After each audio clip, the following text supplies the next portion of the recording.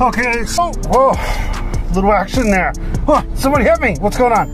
Let's go to improv, kids. Fans, ladies and gentlemen.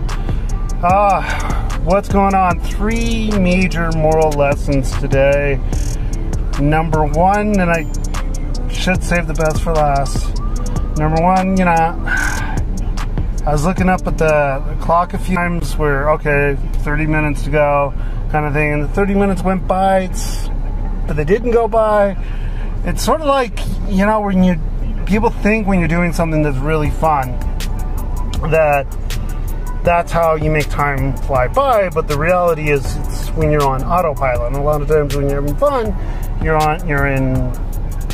are on autopilot, but not necessarily, you know. When you're thinking deeply about something and lost in thought, sometimes time can roll by, but if you're thinking meticulously about something, maybe time doesn't really just roll by because you're not on autopilot. That's what some neuroscientists have said on like podcasts and stuff. But boxing's a nice mix where you're kind of on autopilot sometimes, especially since, you know, I'm doing it more training and, you know, calisthenics and running and gymnastic, not gymnastics, but aerobic type exercise, and then some sparring and so forth. But time rolls by, but doesn't roll by. Even when you're sparring, you know, that's when it's really starting to hit home, and time doesn't necessarily just fly by. You're not necessarily on autopilot because, you know, you're thinking, oh boy, you know, I gotta protect the face, and at the same time, you're also don't want to think too heavily about it. You want to just have reaction time, so instinct. But it's a nice mix where time flies by, but it doesn't fly by. It doesn't fly by too fast, so you feel the time, but you don't feel it too bad. That's kind of a meandering moral lesson.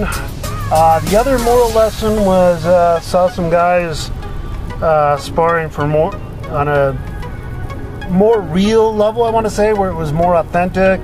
You know, they were wearing the masks where, you know, they could get hurt a lot more, ready to maybe do amateur fights or something. You know, that really hits home, and like, all right, well, you know, I'm doing mostly like calisthenics and stuff. You know, may not ever be at that level, especially as an old man, but you really see more of the level there. You know, it's not a professional fight they're doing, but you know, potentially some of these guys may be doing that someday.